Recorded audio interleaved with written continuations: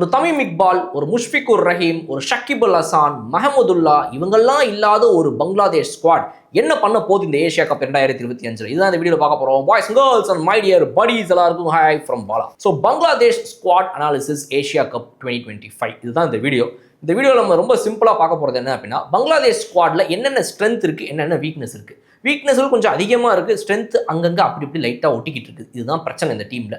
ஒன்றா பார்த்தீங்கன்னா department wise பார்க்கும்போது ஃபர்ஸ்ட் நம்ம வந்து அவங்களுடைய ஸ்ட்ரென்த் அப்படின்னு எடுத்துக்கிட்டோம் அப்படின்னா அவங்களுடைய ஸ்பின் பவுலிங் தான் அவங்களுடைய மேஜர் ஸ்ட்ரென்த் அப்படின்னு சொல்லலாம். இந்த டீம் வந்து எதை ரிலை பண்ணி இருக்குது, எந்த டிபார்ட்மெண்ட்டை நம்பி கம்ப்ளீட்டாக அந்த டோர்னமெண்ட்டில் அவங்க இறங்குறாங்க அப்படின்னு கேட்டிங்கன்னா அது கண்டிப்பாக வந்து அவங்களுடைய ஸ்பின் டிபார்ட்மெண்ட். ஏன்னா ஒரு நல்ல எக்ஸ்பீரியன்ஸ்டு ஸ்பின் டிபார்ட்மெண்ட் அவங்க கிட்ட இருக்குது. விக்கெட் டேக்கிங் டெலிவரிஸை போடக்கூடியவங்க, சீக்கிரமாக ஒரு நம்பர் ஆஃப் பால்ஸ் கம்மிங் எடுக்கும் போதே வந்து அவங்களால விக்கெட்ஸ் எடுக்க முடியும். இந்த மாதிரி ஆட்கள் யார் அந்த டீமில் இருக்கிறா அப்படின்னா அவங்களுடைய ஸ்பின்னர்ஸ் தான்.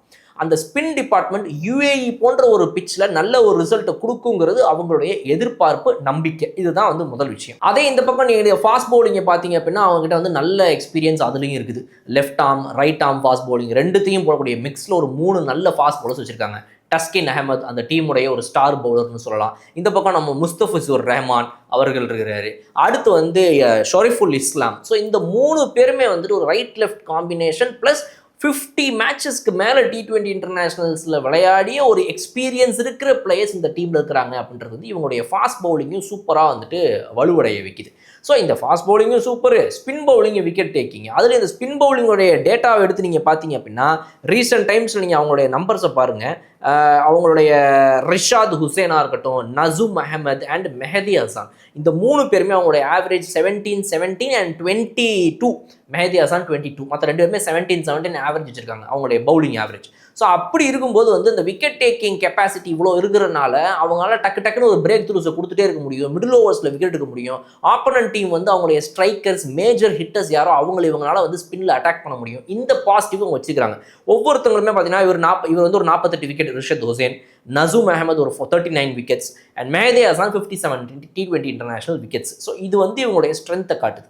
அதே மாதிரி தான் நான் ஏற்கனவே சொன்ன ஃபா பவுலிங், இவங்களாம் வந்து டெத் ஓவர் ஸ்பெஷலிஸ்ட்டாக நம்ம Mustafizur Rahman back of the hand போட்டுன்னு இருப்பார். ஷரீஃபுல் இஸ்லாம் வந்து மிடில் ஓவர்ஸ்லையும் போடுவார், டெத் ஓவர்லையும் போடுவார். டஸ்கின் அஹமத் ஒரு பவர் பிளே பவுலர் உங்களுக்கு.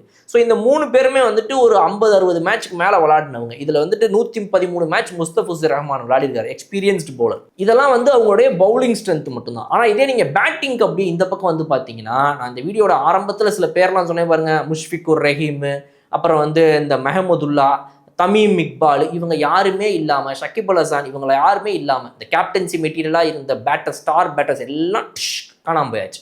இப்போ இந்த டீம் வந்து அந்த மாதிரி ஒரு பேட்ஸ்மேனை திரும்பவும் வலை வீசி தேடுது, ஒரு மீனும் சிக்க மாட்டேங்குது. இதுதான் இந்த டீமுக்கு இருக்கிற பிரச்சனை. இவங்களுடைய ஸ்டார் பேட்டர்ஸ் நீங்கள் பார்த்தீங்க அப்படின்னா அவங்களுடைய ஓப்பனர்ஸ் யாரோ லைட்டாக அடிப்பாங்க.